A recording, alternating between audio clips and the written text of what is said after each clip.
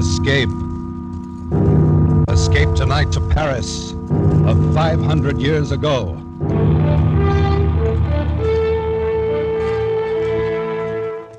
The Columbia Broadcasting System and its affiliated stations presents Escape, a new series of programs of which this, the fifth, is The Sire de Maletroit's Door by Robert Louis Stevenson, produced and directed by William N. Robeson.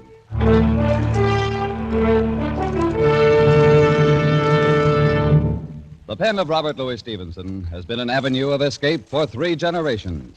Our grandparents thrilled to the macabre metamorphosis of Dr. Jekyll, just as we will never forget the nursery menace called Long John Silver. Tonight we escape with Robert Louis Stevenson down another avenue, which leads to Paris in 1429, and the amazing adventure of the Sire de Maletroit's Door.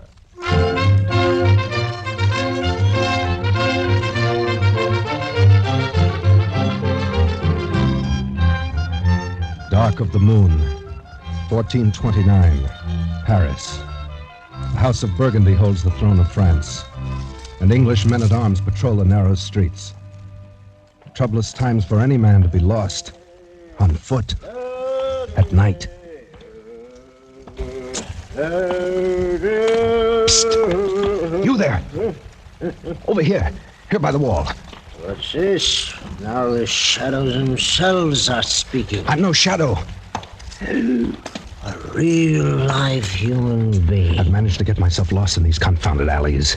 Can you tell me where I am? Well, now, a fine young cavalier, no less. And he's lost. I'm trying to find the Beau-Saint Inn.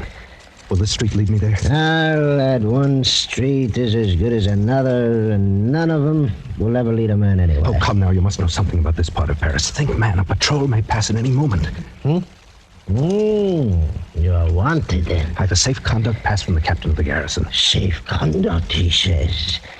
And to find what a good that'll do you here in the dark of the night. Well, you're certainly not helping my chances any.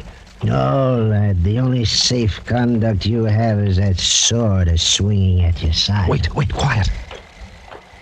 A patrol. They're coming this way. I am inclined to think you're right. I've got to run for it. Tell them nothing. When I should tell what to whom? Wait! Halt! Someone's here. Speak up. Who are you? Speak up, is it?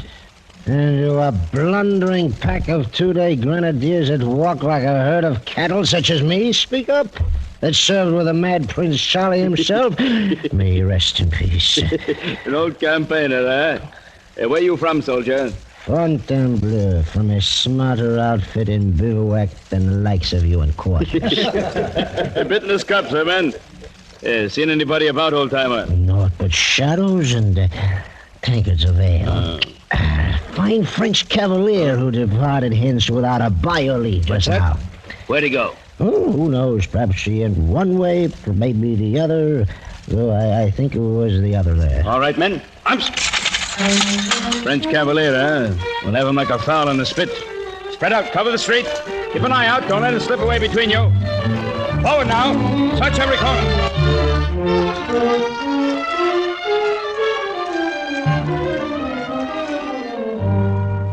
Oh, the fool. The drunken fool. I'm for it now, all right. This cross street. There's a bare chance they'll pass it by. If I can only get through here. No. Oh, no. Come on, street. Come on. Look, come in, I guess. It's a dead end, unless this leads... No, it's only the door to a house. Caught like a rat in a trap. All right. If it's so written, then so be it. With a bit of luck, there'll be 2 or 3 go with me. Huh? The door, it's unlocked. I can push it open.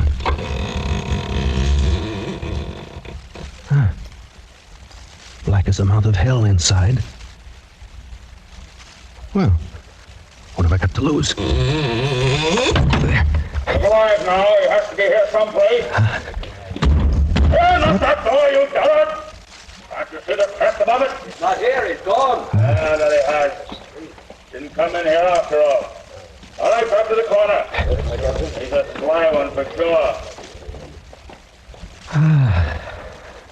That was close. Too close. Now to get out of here, and no one in the house will ever be the wiser. Huh?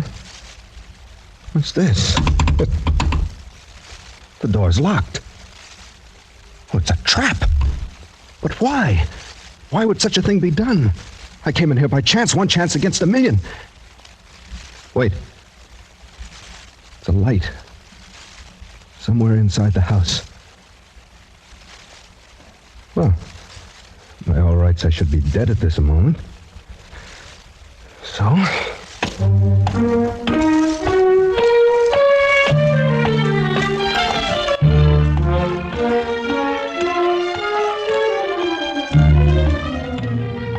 Come in, young man. I've been expecting you all evening. I fear you must be mistaken, sir. My visit is quite unexpected for both of us. That's good. That's very good. For the both of us, you say. Well, no matter. You're here, that's the main point. Take a seat, my boy. Put yourself at ease. We'll arrange our little affairs presently. Well, there seems to be some misunderstanding. You see, your door was standing... Oh, the door. That was a little piece of ingenuity. Don't you agree? So you must know that I had no intention of intruding without an invitation. Without an invitation, is it? Well, we old people are used to such reluctance. When it touches our honor, we cast about until we find some way of overcoming it. And so, my boy, invitation or not, you are, believe me, most welcome. I hope you'll pardon my saying it, but I haven't the slightest idea what you're talking about. Oh, so that's it, dead to rights but still pretending, eh? You're a clever rogue. Sir, right. My name is Denis de Beaulieu. I am not a guest in your house by my own choice, and I am not accustomed to being Nor is the house of Maletroit accustomed to certain things, of which you well know. Maletroit? I should have expected better treatment at the hands of one of the most honored families of France. Honored indeed, until you, Monsieur de Beaulieu, took it upon yourself to dishonor us. Sire de Maletroit, I have attempted to explain that I took a stand before your door to fight off a patrol which I'd encountered in the street. I assure you I had no slight intention of forcing myself Since it seems impossible for you to converse with any degree of reason, may I bid you good night? Sir, if you have your right wits, then you're insulting me grossly. And if not, I have no desire to spend further time with a lunatic. You young fool, thinking to get away so easily. No power on earth can make me stay here any longer, even if I'm forced to hack that door of yours to pieces. I me. And now, will you please sit down, my dear nephew? Nephew, you lie in your teeth. I said sit down. You think for a minute that I made a little contrivance for the door and stopped short with that? If you want to be bound hand and foot till your bones crack inside of you, then get up. Try to get away. But if you'd rather stay a free young buck, agreeably conversing with an old gentleman, sit where you are in peace. You mean then I am a prisoner here? I stated the facts. Draw your own conclusion. Ah, Pierre Francois, come in, come in. Thank you, Messiah. Tell me, how is she? A little better frame of mind, I hope? She is more resigned, at least, Messiah. Well, now, isn't she hard to please? A likely stripling such as this, well-born, and her own choice. What more would the jade wolf have, If you'll pardon, the situation is not usual for a young damsel. It is somewhat trying to her blushes. Trying, is it? Ha! She should have thought of that before the dance began. She called the turns, and now she'll do the pay. At the risk of being presumptuous, may I ask who she is? Ha! You hear that, Père Francois? Monsieur de Beaulieu wishes to know who she is. I heard, Messiah. I am pleased that you find my most casual remark so amusing. So, you'd like to know who she is. Very well. After all, you really should know, young fella. It's only fitting for you to be introduced properly. Come along. I'll take you into she, all right. Why, that's the reason I planned the whole thing. You stubborn young scoundrelly blackguard.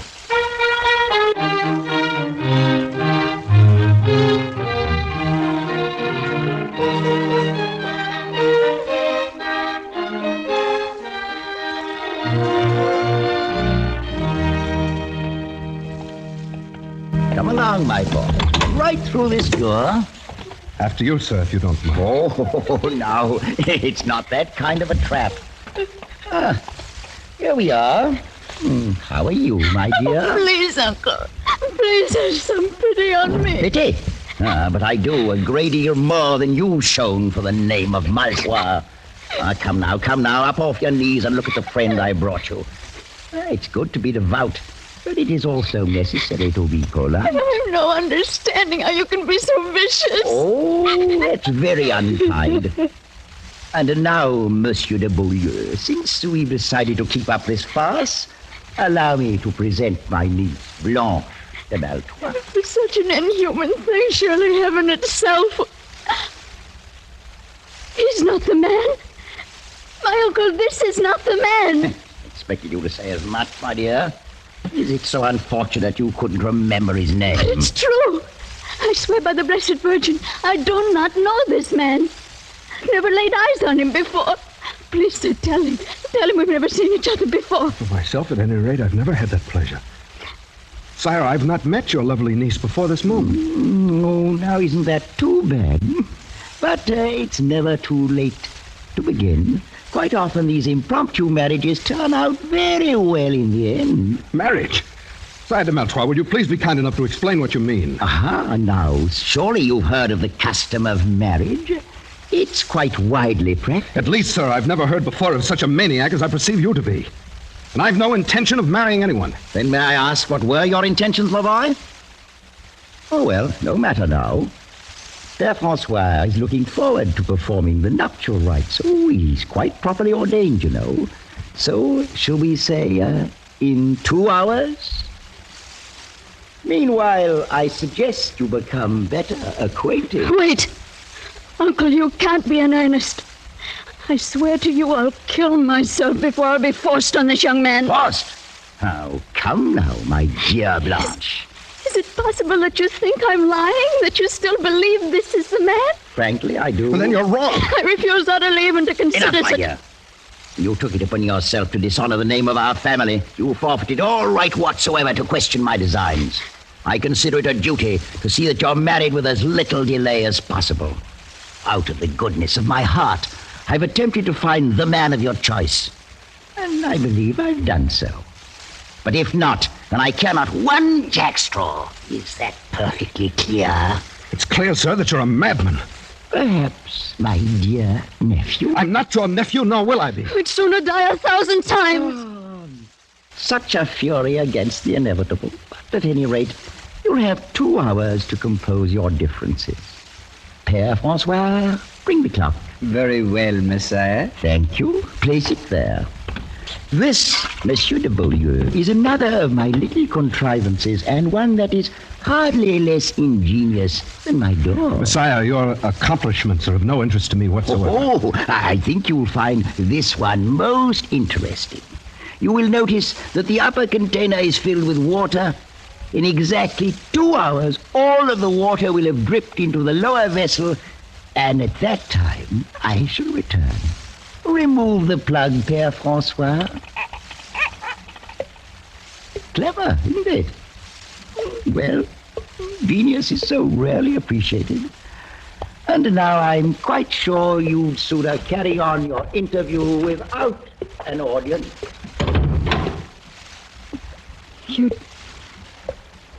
never met my uncle before? He didn't arrange this with you? I'd never laid eyes on him. And certainly nothing was arranged with me, else I wouldn't be here. Oh, then you're as much an unfortunate victim as myself. But you at least must be more aware of the circumstances. I can understand none of this. It's not an easy thing for a girl to tell. Whatever you may think of me now, I fear you shall think the worse when I've finished. Words are but words. But your manner encourages respect. Thank you, monsieur. I've lived all my life with my uncle, and I've not been happy. 3 months ago, a young captain of the guard began to stand near me in the church. Oh, you must understand, I gave him no encouragement to do so. Oh, quite so, I understand. He was handsome, of course. As a matter of fact, very. After a while, he began to pass me notes. He found me pleasing, wanted to meet me, and seemed most interested in me for some reason. I can believe that. This morning, he passed me a note urging me to leave the outer door open tonight so that he could speak a few words with me on the stairs. Oh, this is most difficult for me to tell, monsieur. I'm sure he meant no harm. I've no idea how my uncle came to suspect. Sometimes his shrewdness becomes almost diabolical. After church, he took that note from my hand, read it, gave it back to me. I've been kept in my room all day, knowing nothing of what he might be planning. So that's it. By pure accident, I blundered into a trap set for someone else. Had my uncle brought the captain himself, the thing still would have been confusing. How should I know that he may not have been trifling with me all along? But to be forced into a situation with you, a perfect stranger... Your regard for me is quite clear, mademoiselle. I regret appearing as a disappointment to you. I believe you said he was very handsome? If that were all... There's more? I mean, monsieur, that you yourself are quite handsome. But it's so... Oh, no, it's really no use. Please understand me. I'm not urging you in any way. Urging, monsieur? I'm accustomed to meeting young ladies upon occasion who are quite ready to accept me as something besides a convenient substitute for some handsome captain of the guard. I've no doubt of it, monsieur. And to correct a mistaken impression you seem to have, I'm well aware that you're doing no urging. And were you to do so, I should neither listen to nor give it any consideration whatsoever. It's well that we both understand one another. Quite so. And that being the case, Mademoiselle de Maletroit, I wonder if you'll be good enough to conduct me to your uncle. With the greatest of pleasure, monsieur. I've no doubt but what this little matter can be settled very quickly, and with as much honor as possible to everybody concerned.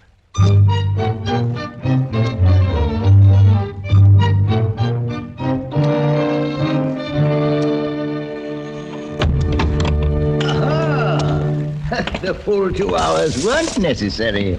Already harmonious accord rises triumphant. On the contrary, Sire de Maletroit, your assumption is entirely false. Oh, what a pity. Well, Père François, there's nothing to it. We'll simply have to wait a while longer. As you say, Messiah. I fear it may be much longer than you think. In fact, forever. That's a very long time indeed. And you, my dear niece, what are your sentiments in the matter? I will not marry this man. Do what you may, uncle, I will not marry him. Right back where we started. Can it be that our young friend is lacking in perception, Père François? It is possible, Messiah. I'm not at any rate lacking in a sense of honorable conduct. Dragged in here against my will, I've addressed your niece in the manner of a gentleman. I found her charming, lovely, delightful. Monsieur. But now I have the honor of declining your offer of her hand. Let that end the matter. It's not as simple as that. Take a look from my window there, and tell me what you see on the wall beneath it. What do you mean? See for yourself. Whatever it is can have no bearing on the matter. There's an iron ring set in the wall. Quite so, and fastened to the ring? A rope. Right. So we have two elements, and to complete our little diagram, we need a third one. That element is, at the moment, firmly attached to your body.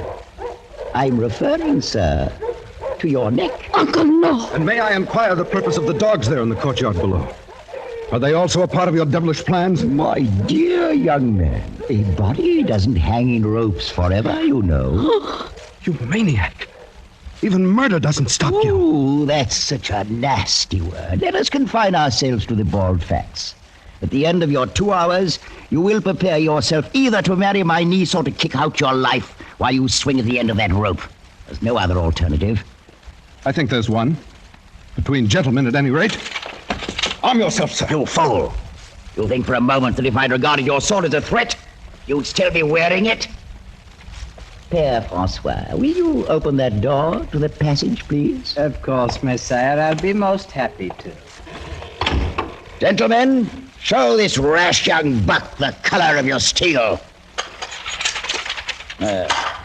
Whether he likes to admit it or not, Monsieur de Beaulieu, one day A man grows too old to fight his own battles and must hire others to do it for him. Close the door, Père Francois. Then you'll not fight? Do I seem a fool? There'll be no fighting and no haughty refusal to marry my niece. You found her charming, well and good. But I'll tell you this. Were she as common as the Paris road, more hideous than the gargoyle over my door, you'd not spurn the hand of a Maletroit and ever live to tell of it. Alive and married you'll be, or dead and hanging from that window, and soon after, food for the dogs. It's one or the other. So, make up your mind.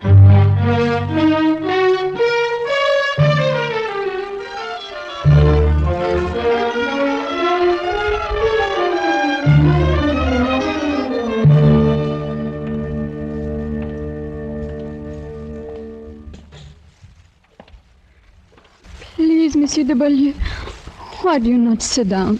Your concern is most gratifying, mademoiselle. Since I have such a short time to live, I doubt that I'll grow very tired. If the time be short, then why do we waste it in formal speeches? As you will. Listen to him. Drip, drip, drip. That devilish clock, like an artery opened and life's blood itself dripping away. I've sat here and thought until my whole mind's in a great whirl. Please, you really shouldn't trouble yourself so much. I can't bear to have you slain for my sake. Monsieur de Beaulieu, I will marry you gladly. You must think then that I stand very much in fear of death. Oh, no. I've had reason to see that you're no coward. I've asked for no pity. If the thing has to be, then that's the end of it. Oh, sir, you misunderstood me. Why, the great nobility with which you faced my uncle should have removed all question about your bravery had such doubts existed. That is most kind of you to say so. Not, of course, that anyone could raise such questions once they'd seen you. Death's another incident. That's all. Oh, but life's a better one. You'll agree, then? I'm afraid you underrate the difficulty. What your generosity offers me, my pride prevents accepting. In this moment of noble feeling toward me, aren't you forgetting what you already owe to someone else? Monsieur, he never really mattered. Mademoiselle, my very life's the forfeit here. One I'll pay gladly if it be of service to a lady, but to tell me it's for something that never really mattered. Please don't be so cruel. Cruel, you forget. I'm the one who's going to die, not you. I've not forgotten, monsieur. Yes. You'll enjoy tomorrow's sun like any other days. And tomorrow night, perhaps you'll see him again. And of course, I'll be forgotten. Oh, no, never. But it's all a man can expect when he's born into the world, death at last. And some piece of ironic misfortune. Oh, don't say those things. I can't bear it. Oh, if I've said anything to wound you, I'm sorry. It was for your own sake, not mine. Thank you. Please. It's a bitter thing, my dear, to see you in such distress that giving my life itself for you can't help it. I'm sorry. I'll try to be braver. Is there no way at all in which I can serve you? Either now or afterwards? Only by letting me think of you as a friend for the brief time that's left to us. By forgetting for the moment that I'm an awkward intruder thrown here by circumstance. That's all. And afterward? What does it matter? The closer you come to it, the clearer you see that death's no more than a dark and dusty corner where a man climbs into his tomb and shuts the door after himself. Oh, monsieur. I've only a few friends now. And once I'm dead, I've no doubt that I'll have none. You forget Blanche de Maletroit. You're very sweet. Any young man in France would be glad to trade places with me and die for you. You value the small service I do you far beyond its worth. I'll not have you thinking so meanly of yourself. Look at me. Would you say that beautiful? I think the most beautiful girl I've ever seen. I'm glad of that. Tell me, is there a man in France who can say he's been asked in marriage by a beautiful maiden, asked from her own lips, and refused her to her face? Oh, no. I know you're a man and half despise such a triumph. But any woman knows more of what's precious in love. But remember, you asked me out of the pity of your heart, not for love. Are you so sure of that? Must I bear my very soul like a merchant showcase? You're very good. As good as you're beautiful. I'll not forget it for the time that's left me. Very well. I, too, have a pride of my own. If you turn back now from your word, I'd no more marry you than I would any stranger off the street. It's a small love that shies at a little pride. The dawn's starting to break. Yes. My uncle and his men will come here any moment. What shall we say to him? Anything you will.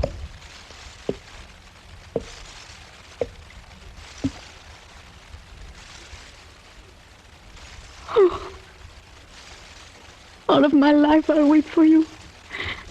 And weep the more because it was you. If I'm wrong, it's a great price I'm paying for it. One I'd not pay if I didn't care for you so dearly. Care for me?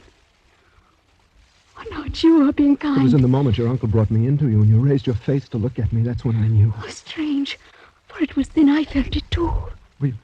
You've seen already that I'm not afraid to die. Oh, you're not. I know it. Blanche, is it really true, not something born of pity? I swear by all that's holy.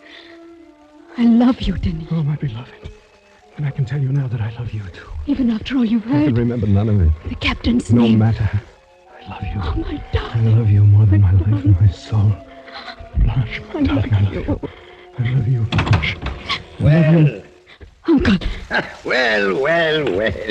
It's most gratifying to see this little matter settled in such a congenial fashion. Good morning, my dear nephew. I have nothing to say to you, sir. You're a vicious and unprincipled old man. Oh, that's most ungracious of you. No. At the very worst, I'm no more than a very wise old man. One who's lived a long time and seen a great many remarkable things. An old man who's learned all about such mysteries as the love of life and love.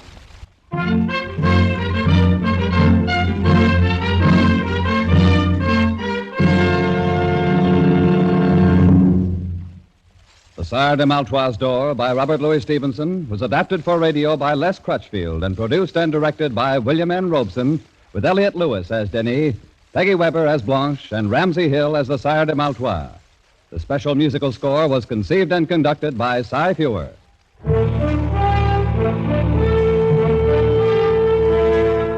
Escape is presented by the Columbia Broadcasting System and its affiliated stations each week at this time. Next week, we invite you to escape to Egypt of 3,500 years ago with Arthur Conan Doyle's fascinating tale of the Ring of Thoth. And so good night until next week at this time, when again it will be time to escape.